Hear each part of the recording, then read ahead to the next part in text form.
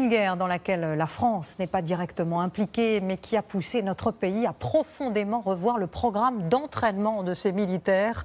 Plus d'un siècle après Verdun, nos soldats réapprennent le combat dans les tranchées, tels qu'on les voit d'ailleurs aujourd'hui sur le front ukrainien. Esther Lefebvre, Thibaut Copleux et Vincent Piron. Attaquer l'ennemi par surprise et de toutes parts. C'est le seul moyen de le déloger de sa position en lisière de forêt. Pendant ces tirs fictifs du char Leclerc, d'autres militaires ouvrent une brèche dans les lignes de barbelés. L'assaut est imminent.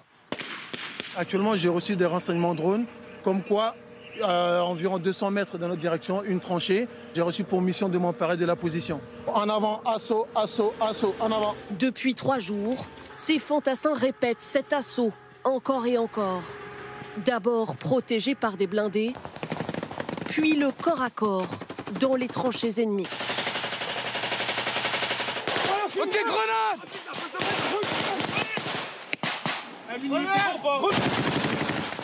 On a l'impression que le groupe, vous savez, ils sont très rapprochés. En fait, il faut qu'ils soient vraiment espacés de manière à ne pas tous être blessés sur un jet de grenade ennemi. Allez, doucement les gars, doucement, doucement, doucement. Une tension épuisante pour les hommes en tête. Ok, tu prends sa place. Ok, replisse-toi. Qu'il faut faire tourner pour garder le rythme.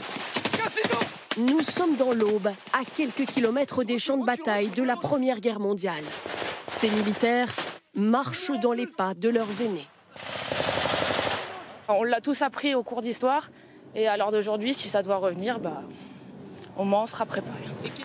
Avec la montée des tensions à l'est de l'Europe, ces tranchées d'exercice ont été bâties il y a 2 ans. Un savoir-faire que l'armée française n'a jamais oublié. Les tranchées n'avaient pas forcément une tête très différente de celle d'aujourd'hui. En revanche, en Ukraine par exemple, l'artillerie est beaucoup plus précise et beaucoup plus létale qu'auparavant. Et donc il s'agit de s'entraîner pour être, de notre côté, beaucoup plus efficace quand il s'agit d'investir ce genre de réseau de tranchées. Cette guerre de position est de nouveau enseignée à grande échelle. N'hésitez pas à être un peu plus lent, un peu plus espacé. C'est à ce prix-là qu'on économisera des vies humaines pour l'emporter en combat de tranchées. Guerre Ukraine-Russie ou Israël-Hamas, l'armée française scrute chaque conflit et s'adapte. Ok, Alpha en 360, face midi. Dans les Ardennes, nous suivons ces spécialistes des tunnels. Le but pour nous, c'est de fouiller une potentielle cache de miliciens qui patrouillent dans la zone. Les souterrains, un classique de l'Indochine jusqu'à l'Afghanistan. Traditionnellement, ils servent à stocker du matériel ou protéger des combattants. S'y aventurer impose le plus grand sang-froid.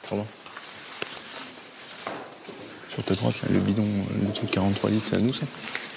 La moindre imprudence peut coûter la vie. Elles sont armées ou pas? Là, on a trouvé donc une cache de munitions qui était actuellement piégée. Donc piégée par cette grenade sous la caisse. Ce qui veut dire que si j'avais soulevé la caisse sans vérifier, elle aurait explosé. Les pièges sont de toute nature. En souterrain, vous êtes soumis à des risques qui ne sont pas les mêmes dehors. Vous avez des problématiques de gaz, d'absence d'oxygène. Vous avez une perte de repères de temps.